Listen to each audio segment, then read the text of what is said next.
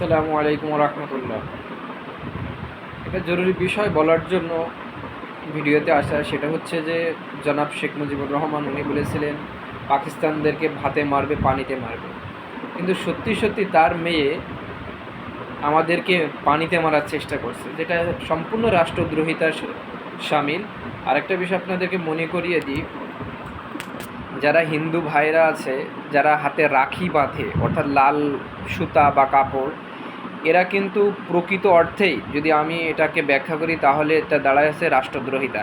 অর্থাৎ এই দেশে বসবাস করে তারা ভারতের নরেন্দ্র মোদীর একটা সংগঠনের সদস্য।